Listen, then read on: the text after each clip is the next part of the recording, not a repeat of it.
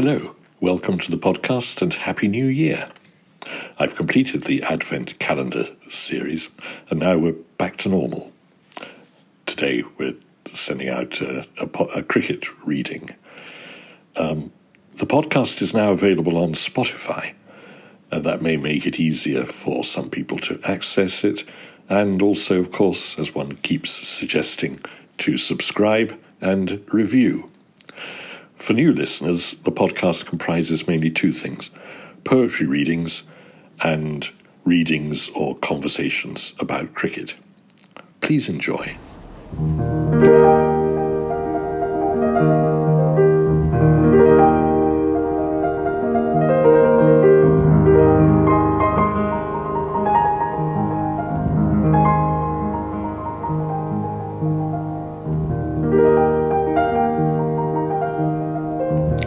Hello, this is a piece on the Border-Gavaskar Trophy, the real World Test Championship. You can find the article on my blog. Whoever qualifies for the World Test Championship final to face South Africa at Lord's in June. Mathematically, it could be Sri Lanka. Nobody seriously disputes that the two best test teams in the world are Australia and India. Their routes to the top have been strikingly different. Since they took part in the first ever test match against England at the MCG in 1877, Australia have usually been in the top two, with occasional absences in the mid-1950s, the mid-1980s, and parts of the 2010s. India made her test debut against England at Lord's in 1932. Like most new test countries, they found the early years a struggle, mitigated by occasional wins at home. Things started to change under Ajit Wadekar in the 1970s. They beat an underwhelming West Indies in the Caribbean in 1970-71, then Ray Illingworth's Ashes winners in England in 1971, repeating the feat in India in 1972-73 when the tourists were led by Tony Lewis. 1983 saw Kapil Dev's side win the World Cup at Lord's. This was a seismic event in cricket history, but it had no immediate impact on India's test performances. The West Indies, vanquished at Lord's, won the test series that followed it in India 4-1. Australia and India first played each other in 1947-48. This was Don Bradman's penultimate series, played in Australia, and the hosts won 4-0. The second test at Sydney was ruined by rain. Up to and including the 1991-92 series in Australia, the countries had played each other 50 times, Australia winning 24 games and India 8. One, famously, was tied, and the rest drawn.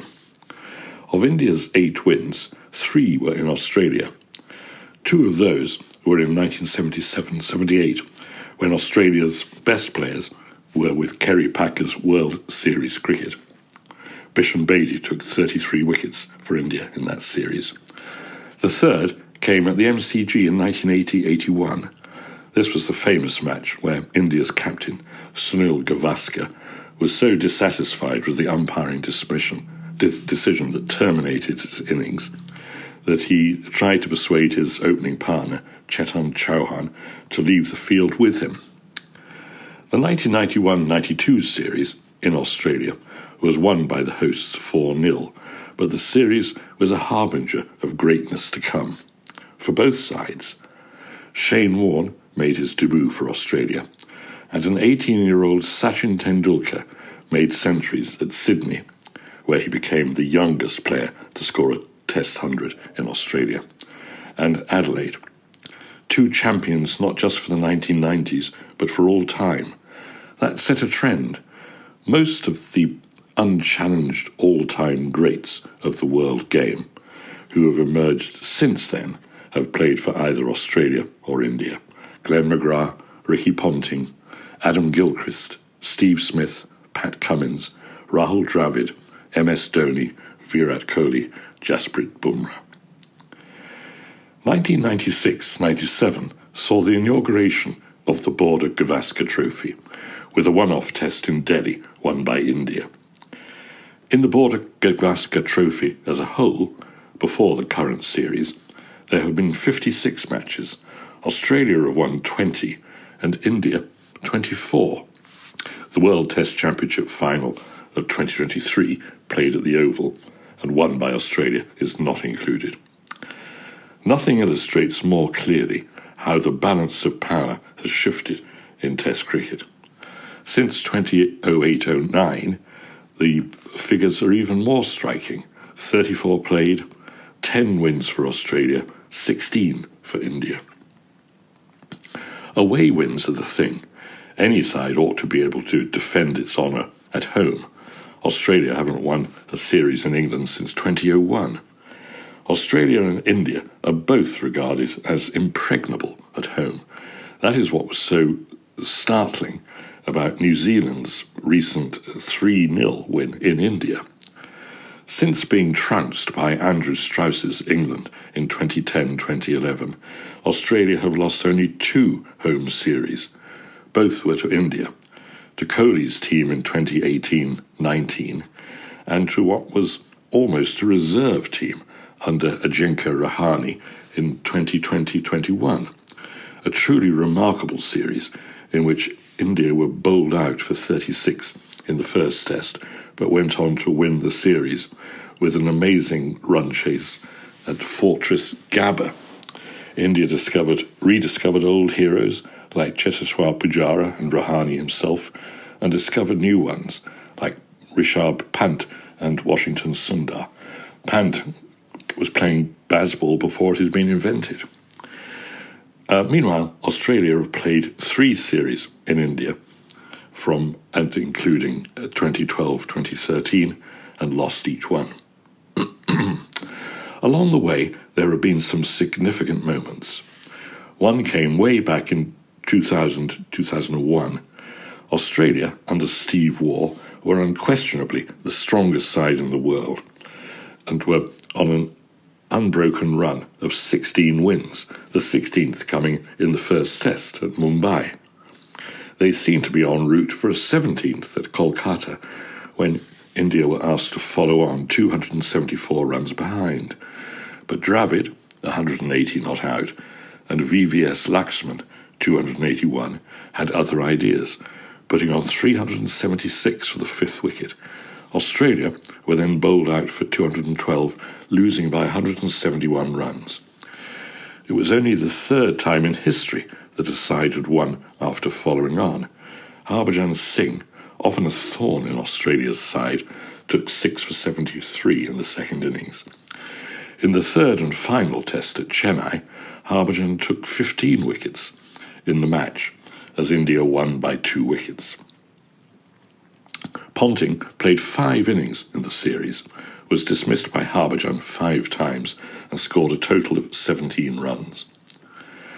There was another epic series in Australia in 2003-04, a 1-1 draw, a contest masterminded by 2 strong-minded captains, Steve Waugh and Saurav Ganguly.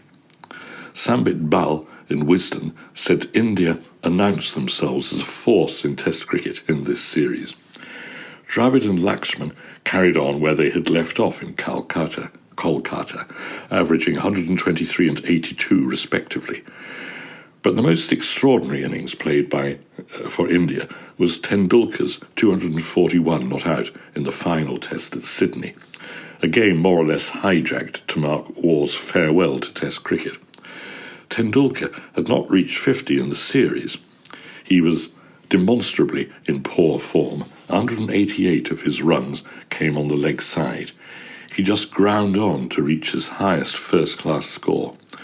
Ponting, meanwhile, scored double centuries in both Australia's defeat in Adelaide, where he also made his first duck in 50 test innings, and the victory at Melbourne.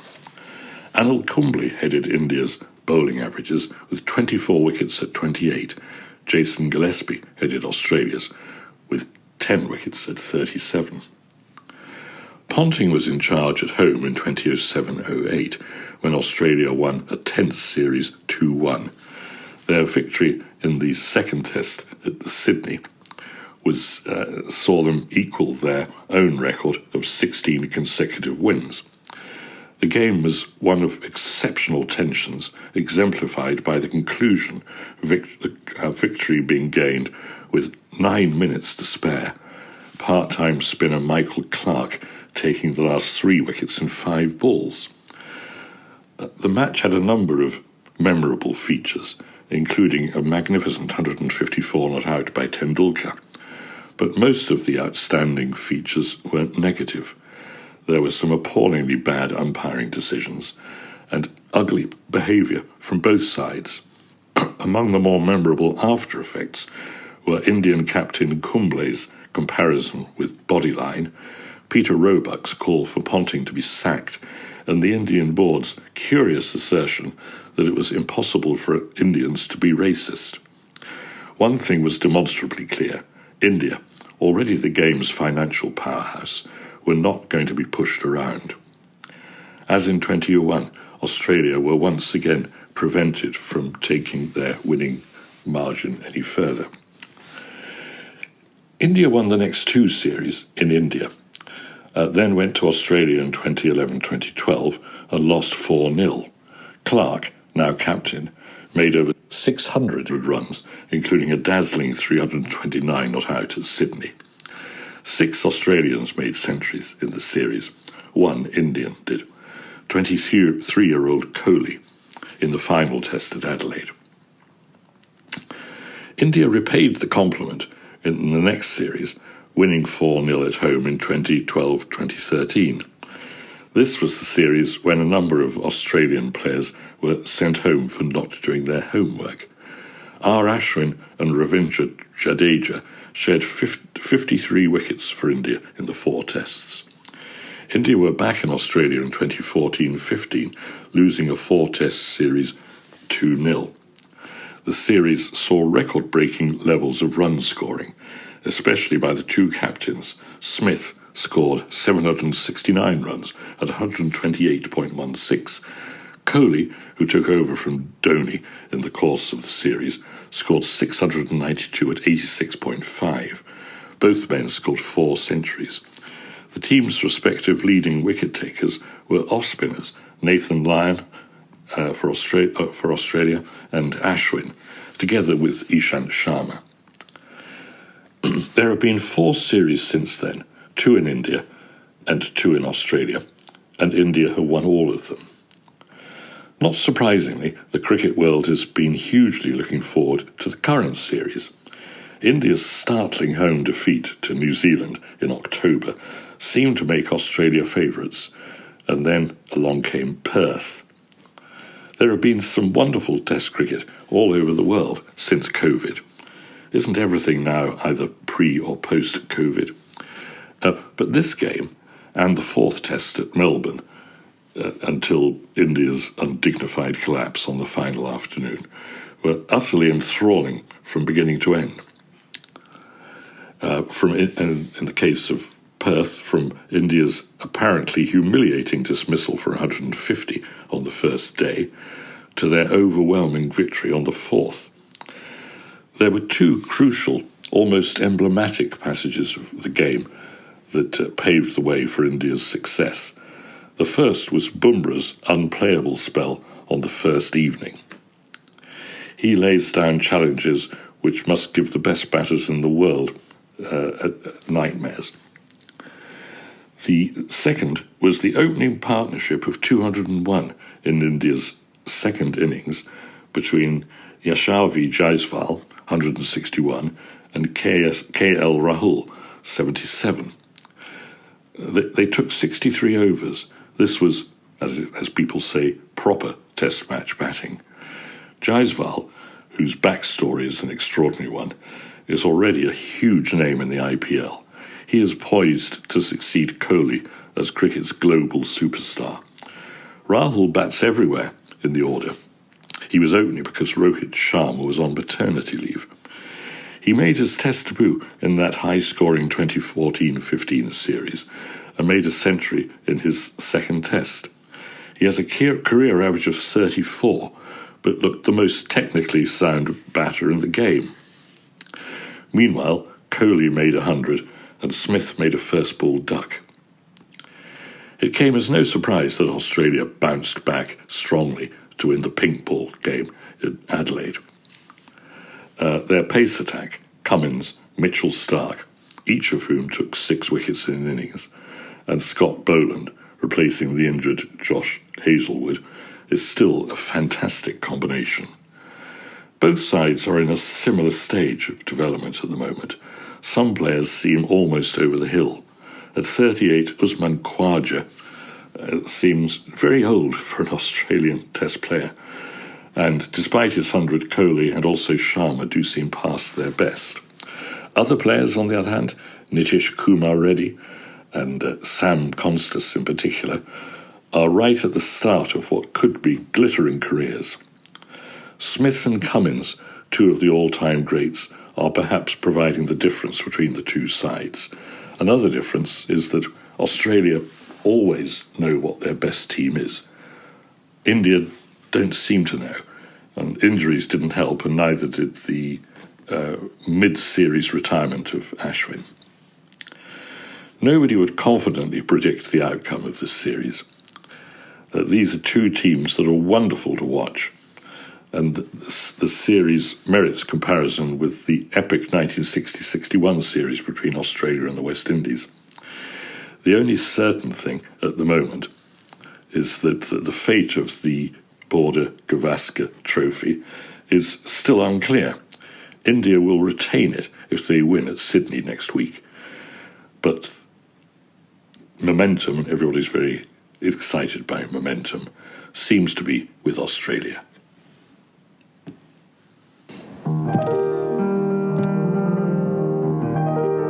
Well, I hope you enjoyed that. Please subscribe. You can do that by looking at the website where you found this. Recommend to your friends, and I'm more than happy to take requests. Thank you.